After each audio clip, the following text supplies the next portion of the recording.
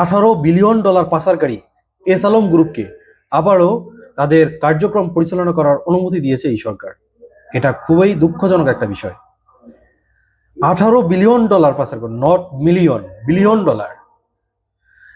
বাংলাদেশের maximum bank ধ্বংসকারী S Alam group.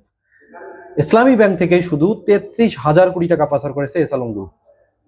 এরপর ইসলামিক ধারার যে ব্যাংকগুলা, এরাই সব থেকে বেশি ক্ষতিগ্রস্ত হয়েছে। তার মধ্যে ধরুন সোশ্যাল ইসলামী ব্যাংক, ইউনিয়ন ব্যাংক, তারপর আল আরাফা ইসলামী ব্যাংক, অর্থাৎ ইসলামী ধারার যে 5টা ইসলামী ব্যাংক আছে, এই পুরো 5টা ইসলামী ব্যাংককে মোটামুটি ডিস্ট্রয় করে দিয়েছে।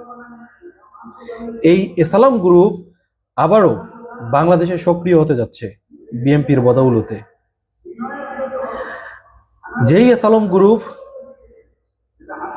ইসলামী ব্যাংক সহ বাংলাদেশের পুরো ব্যাংকিং সেক্টরকে ধ্বংস করে দিয়েছে, সেই ইসলামী ব্যাংক ধ্বংসকারী এস আলম গ্রুপকে আবারও যখন তাদের কার্যক্রম পরিচালনা করার অনুমতি দিচ্ছে বিএনপি সরকার, তখন মানুষ স্বাভাবিকভাবে বিএনপিকে তাদের মুনাফিক বলবে না তো কাদেরকে বলবে?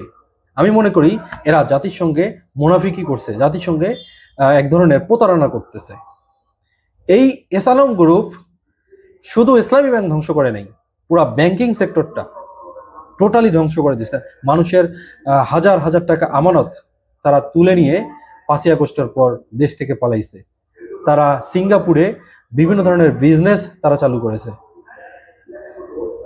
আরো মজার বিষয় হচ্ছে, এস আলম গ্রুপের যে প্রতিষ্ঠার যে মালিক, তারা বাংলাদেশের নাগরিকই না, তারা নিজেদের বাংলাদেশের নাগরিকত্ব তারা ত্যাগ করেছে। সিঙ্গাপুরে এখন তারা রাইট নাও তারা সিঙ্গাপুরের নাগরিক। তাদের বিজনেস শুধু সিঙ্গাপুরে না, আরব আমিরাত, দুবাই সহ বিভিন্ন দেশের তাদের বিজনেস পরিচালনা হচ্ছে।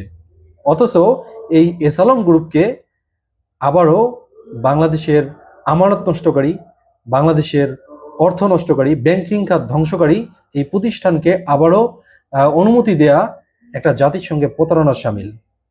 প্রিয় দর্শক, ভিডিওটা বেশি বেশি শেয়ার করেন, যাতে এই সরকার এস আলম গ্রুপকে কোনোভাবে অনুমতি দিতে না পারে। এই জন্য বেশি বেশি শেয়ার করবেন, মানুষের মাঝে ছড়াই দিবেন। ধন্যবাদ। আসসালামু আলাইকুম।